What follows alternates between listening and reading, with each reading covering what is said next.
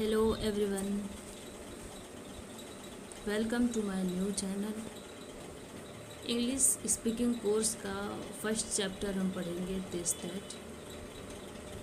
This और that में बहुत लोगों को बहुत ज़्यादा कन्फ्यूजन होता है कि कहाँ पे दिस का यूज़ करते हैं और कहाँ पे दैट का यूज़ करते हैं। तो आज इस चीज़ को हम बिल्कुल क्लियर करेंगे कि दिस और दैट में क्या अंतर है। सबसे पहले तो हम ये जानेंगे कि दिस और दैट मिस होता क्या है। दिस मिस होता है यह और दैट मिस होता है वह। सॉरी, थोड़ा सा गलत हो गया।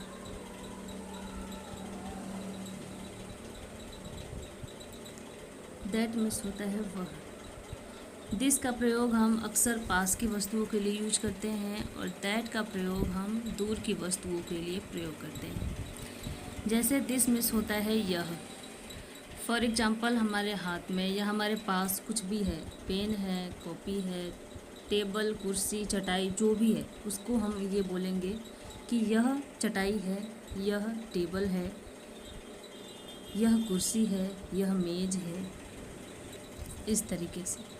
और कोई दूर की चीज़ें हो, अगर कोई दिखाई दे रहा हो, जैसे रोड पर गाय भैंस या कुछ भी चल रही हो, तो उसे हम बोलेंगे वह भैंस है जा रही है या वह गाय है, इस तरीके से। उसे हम यह नहीं बोल सकते कि यह भैंस जा रही है, इससे तो हमारा वाक्य ही गलत हो जाएगा। इसलिए हम दूर की वस्तुओं के लिए दैट का यूज करते हैं। दिस मिस होता है यह और दैट मिस होता है वह। यह के लिए दिस का यूज करेंगे और वह के लिए दैट का यूज करेंगे। इसको हम क्लियर करेंगे एग्जाम्पल में। आइए देखते हैं। जैसे यह है, यह किताब है। यह की स्पेलिंग क्या है? पहला हम देखेंगे यह किताब है, इसे हम इंग्लिश में बनाएंगे। यह का हो जाएगा दिस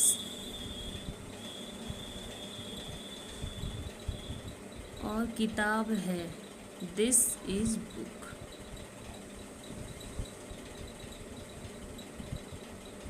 यह का हो जाएगा दिस, है का हो जाएगा इज और किताब का हो जाएगा बुक, दिस इज बुक। इसी प्रकार हम दूसरा देखेंगे, यह कलम है। तो यह का आपको पता ही होगा कि यह का होगा दिस,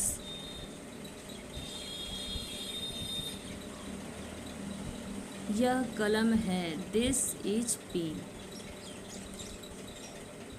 आप लोग को ये भी बनाने में कन्फ्यूजन होगा कि पहले यह है तो दिस है, फिर कलम है तो ये बाद में चला जा रहा है तो इज है। तो ये आप लोग आगे पढ़ेंगे कि इस सेंटेंस को कैसे हम लोग एडजस्ट करते हैं, कैसे उसको बना के लिखते हैं।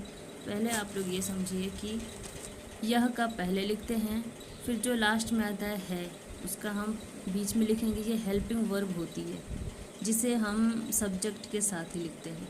फिर कलम, पेन, ये ऑब्जेक्ट हो जाएगा जिसे हम लास्ट में लिखते हैं, दिस इज पेन। इसी प्रकार हम तीसरा समझेंगे, यह सेब है। यह की स्पेलिंग क्या हो जाएगी? दिस हो जाएगी और this is Apple.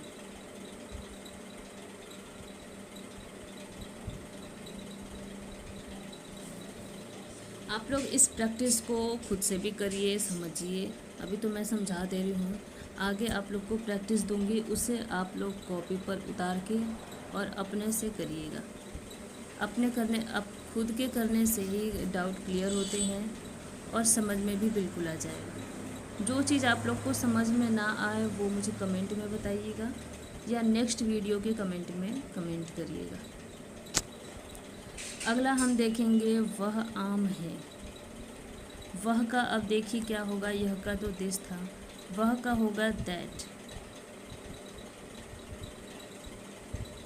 That is. आम का होगा मैंगो।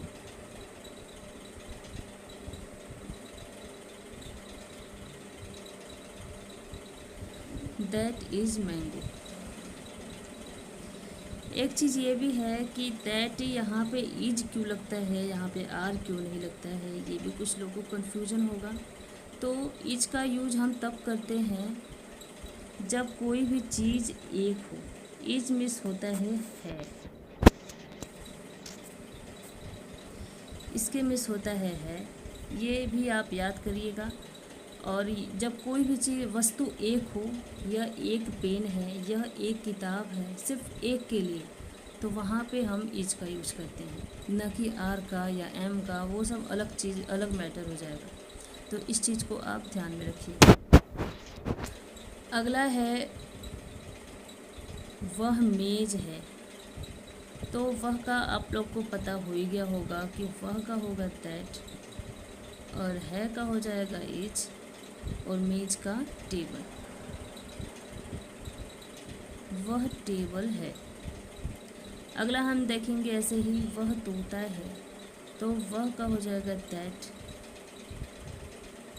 That is parrot.